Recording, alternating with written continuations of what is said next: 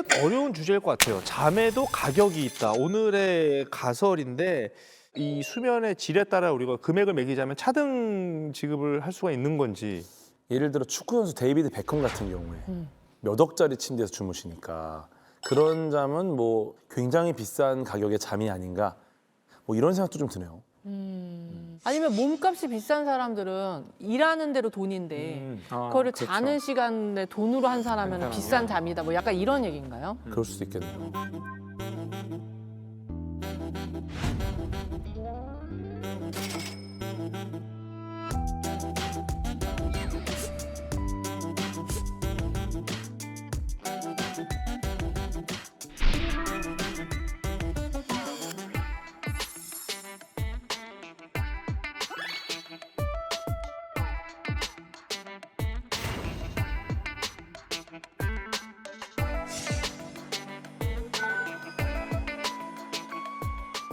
잠깐 쉬더라도 좀 퀄리티 높게 쉬자. 그러다 보니 좀 잠에 대해서 과감한 투자도 하고 그 잠을 대하는 인식 자체가 많이 변하는 게 아닌가. 비용도 올라가고. 그 슬리포노믹스라는 신조어 들어보셨어요? 슬리프노믹스요? 슬리포노믹스 이게 그 숙면에 대한 관심이 모이면서 네. 요 산업 자체 시장에 돈이 모이고 있는 겁니다 지금. 그래서 그런 이게 글로벌 슬리포노믹스 시장 규모가 2026년에 40조 원 규모까지 성장할 거라고 지금 분석을 하고 있어요.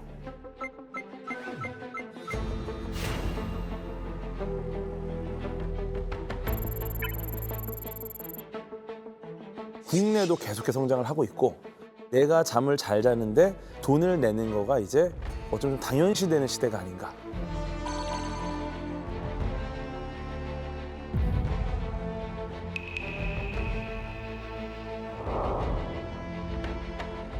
근데 그 잠을 못 자면 왠지 우리 몸에 안 좋을 것 같다라는 거는 본능적으로 인지를 하는데 수면 부족이 발암 물질이라면서요? 그러니까 업무 특성상 야간에 근무를 하셔야 되는 분들 있잖아요. 네.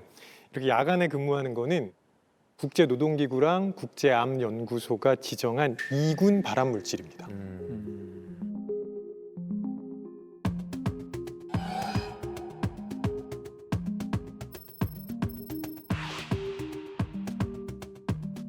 근데 사실 1군인 발암물질이 술이에요.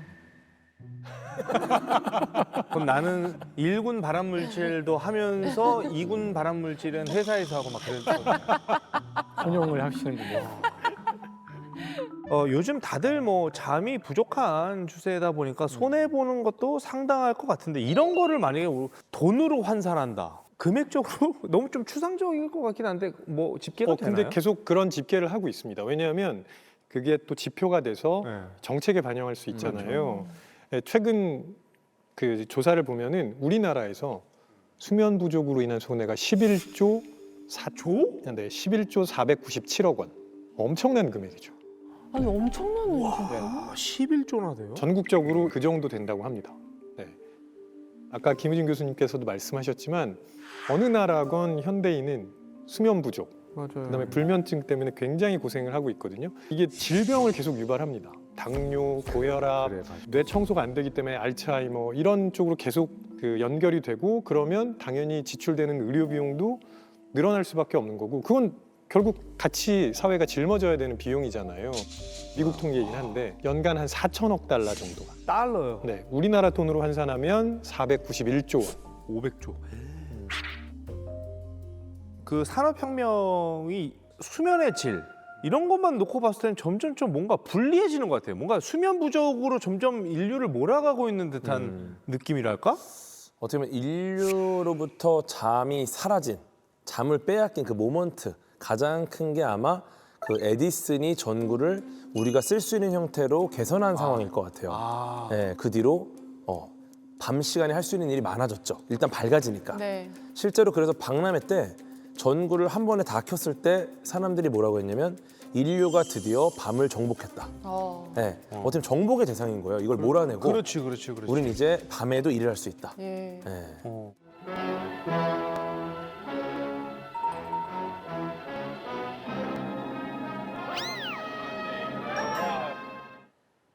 근데 저는 에디슨이 비록 잠은 뺏었을 수 있지만 전 너무 에디슨 씨한테 고마워요. 왜? 왜? 그러니까 에디슨한테 고마움을 못 느껴? 고마움을 못 느끼는 게 아니라 와. 당연히 고맙지. 경환 씨가 돈 버는 거 다 지금 정부에 불 들어와서 버는 그렇죠. 거예요. 근데 오늘 네. 주제로만 놓고 봤을 때는 아이, 그렇죠. 에디슨으로 주제로 인해서 봤을 땐 그렇죠. 어둠을 정복을 하게 됐지만 뭔가 사람의 3분의 1이 수면인데 거기에 방해를 받는다라는 측면에서는 좀 원망스러운 부분도 있다. 근데 잠을 못 자는 걸 에디슨 책임만으로 돌리는 건 좀 무리가 있을 것 같아요. 이게 불면증으로 오시는 분들 보면은 이 빛 때문에 못 주무시는 분이 있거든요. 핸드폰 같은 거에서 보면 이제 그 빛이 나오면은 우리 안에 그 멜라토닌 분비가 억제가 돼요. 밤에는 멜라토닌이 나와야 되는데 그 빛을 보니까 이제 차단이 되는 거죠. 위성 사진, 밤 야경을 찍은 사진을 보면 우리나라 쪽에 오면은 이제 북한하고 남한하고 이 빛이 달라요. 그렇죠. 우리 쪽이 서울 주변으로 뭐 이 훤하거든요. 네, 그래서 이 빛이 조금 통제가 돼야 된다는 이런 생각들이 있거든요. 빛의 공해라고 그럴까요? 그래서 아주 주요한 불면증의 요인 중에 하나가 됩니다. 불면증으로 고생받는 분들이 점점 더 늘고 있는 것도 사실이에요. 성인의 뭐 50% 이상이 불면증을 앓거나 앓은 경험이 있다. 그 중에서 한 10%는 굉장히 심한 수면 장애를 갖고 있다.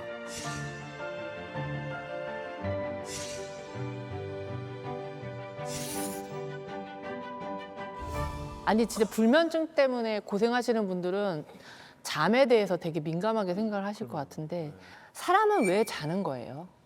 그래요. 잠은 왜 잘까? 그러니까 한마디로 얘기하면은 잘 모릅니다 아직 잘 몰라요. 근데 그 분명한 사실은 잠을 안 재우면은 다 죽어요. 그러니까 잠을 자긴 자야 되는데 정확히 잠이 어떤 이유 때문에 생긴 건지에 대해서는 여전히 그 모두가 동의하는 그런 답이 있지는 않다고 하더라고요. 근데 자는 동안 뭔가 세포가 재생이 되고 약간 이런 것 때문에 자야 되는 거 아니에요? 물론 그것도 있고요. 아까 그 잠깐 얘기했지만 기억 문제도 있고요. 그러니까 왜 자면 좋은지에 대한 것들은 알려져 있어요. 네. 근데 잠을 안 잔다고 해서 왜 죽어야 될까요? 네? 물과 소금이 있으면은 사람이 안 먹고도 열흘 이상 버틸 수 있거든요. 근데 잠을 안 자고 3일에서 4일 이상 버틸 수 있나요? 기네스 기록이 있습니다. 기네스 기록이 있는데 랜디 가드너라는 고등학생이 했거든요. Back in 1964, 17-year-old Randy Gardner broke Guinness World Records for stay awake 11 days straight.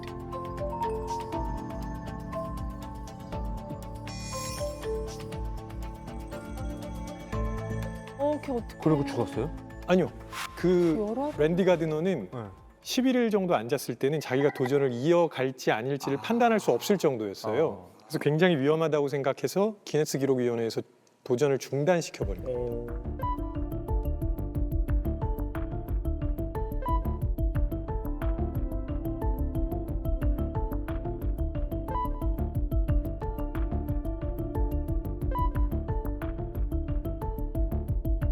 그때 뭐라 그랬냐면 뇌를 사포로 긁는 것 같은 느낌이 들어요.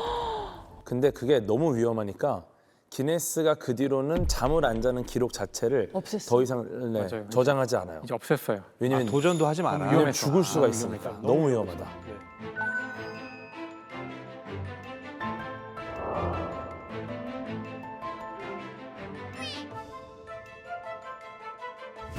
모두가 잔다는 것은 곤충도 자고 새도 자고 고래도 자고 다 자는데 그들의 잠을 자는 패턴이 똑같지 않거든요.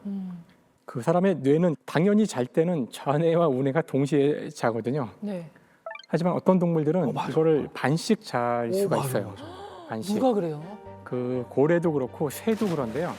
새의 경우 아주 재밌는 걸 볼 수가 있는데 그 원래 이 시각은 이 뇌랑 반대로 연결이 돼 있어요. 그래서 좌뇌가 잘 때 오른쪽 눈을 감고 왼쪽 눈은 뜨고 있어요.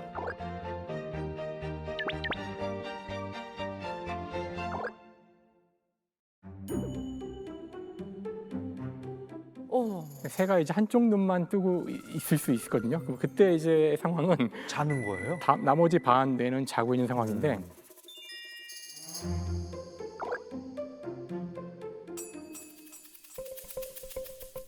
그래서 이렇게 나뭇가지 같은데 새들이 쫘라락 앉아 있을 때가 있는데 그때 어떻게 잠을 자냐면은 맨 끝에 있는 두 마리 새는 한쪽 눈을 감고 오른쪽 끝에 새는 이렇게 하고 있고 왼쪽 끝에 새는 이렇게 하고 있고요.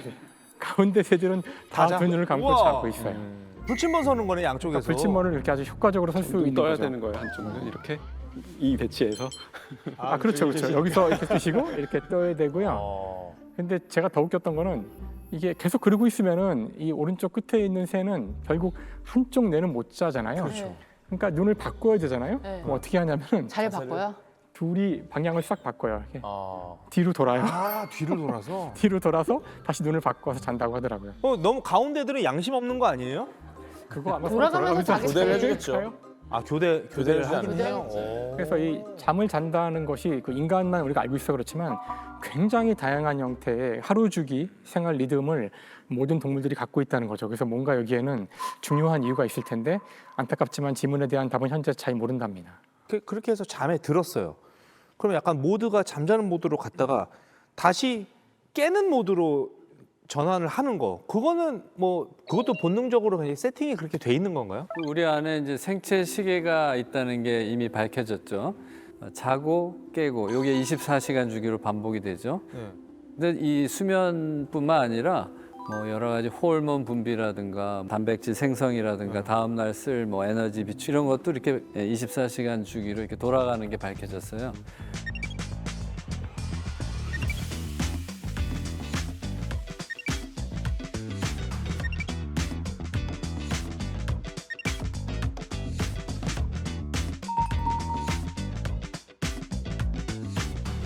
어떻게 알았냐면 이제 동굴 같은 데다가 이제 외부 자극을 다 차단하고 이렇게 들어가서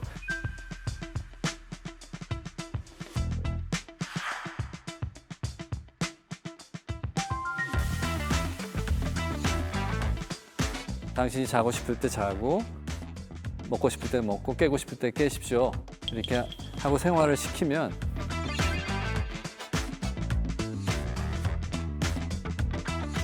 나중에 이렇게 재보면 한 24.2시간, 24.5시간 이런 거죠.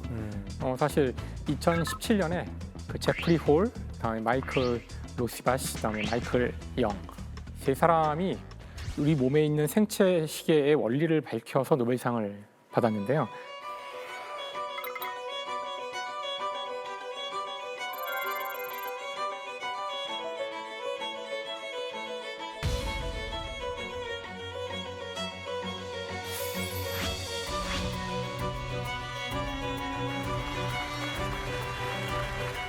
그러니까 여기 이 생체 시계란 건 아까 말씀하신 것처럼 저희가 동굴 속에 들어가도 무언가 우리 몸 안에서 째깍째깍 돌아가는 시계가 있다는 거예요. 근데 이제 과학적으로 혹은 이제 물리적으로 생각해 보면 햇빛이 없이 시계가 돌아가려면 무언가로 시간을 재고 있어야 돼요. 맞아. 그러니까 뭘로 재고 있냐면은 어떤 물질의 양으로 재고 있거든요. 물질이 무엇인지를 알아야 되는데 일단 단서가 된 거는 사람으로 실험할 수는 없으니까 초파리로 실험을 했고요. 초파리의 경우 번데기에서 성충이 나오는 그 시간이 있는데 그때가 대개 아침 시간이에요. 대개 아침이라는 얘기는 무언가 시계가 있어서 그 시간에 맞추는다는 거거든요. 근데 이제 흥미롭게도 피리어드라는 유전자,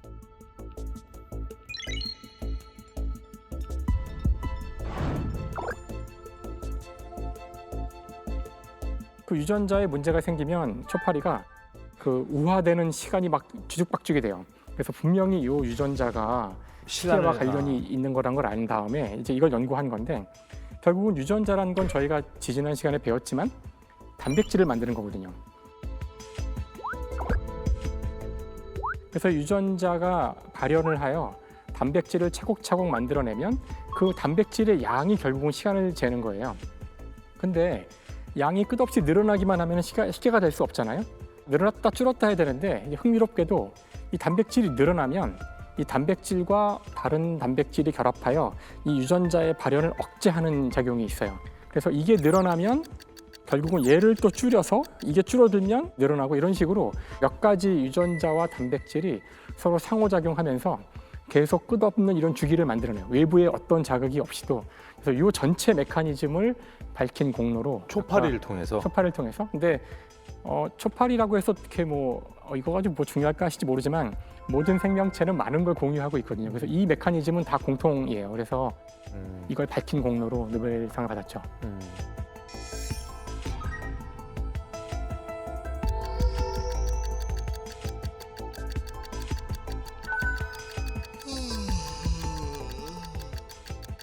그럼 사람은 아침이 되면 눈을 뜨고 밤이 되면 잠을 자게 설계가 됐다는 거잖아요. 아침잠이 유독 많은 사람이 있습니다. 그건 어떻게 된 건가요? 사실은 생체 시계가 사람마다 달라요. 아침형 인간도 있고요. 저녁형 인간도 있습니다. 그리고 이거는 상당히 유전적인 영향을 많이 받는 부분입니다. 근데 아침형 인간의 우리 사회의 시스템이 맞춰져 있다 보니까 저녁형 인간이 조금 힘들어요. 그래서 자기와 맞지 않는 사이클에다가 자꾸 맞추려고 하니까 불면증이 생기는 분들도 많은 거죠. 그러면 저녁형 인간이 다른 나라로 가서 그 시차가 바뀌어서 네. 그 나라는 아침이야. 그럼 적응하겠지. 거기로 이민 가서 살면은 완전 딱 적응하겠네요. 아니요, 거기 또 저녁형 인간으로 살아갑니다. 거기서도.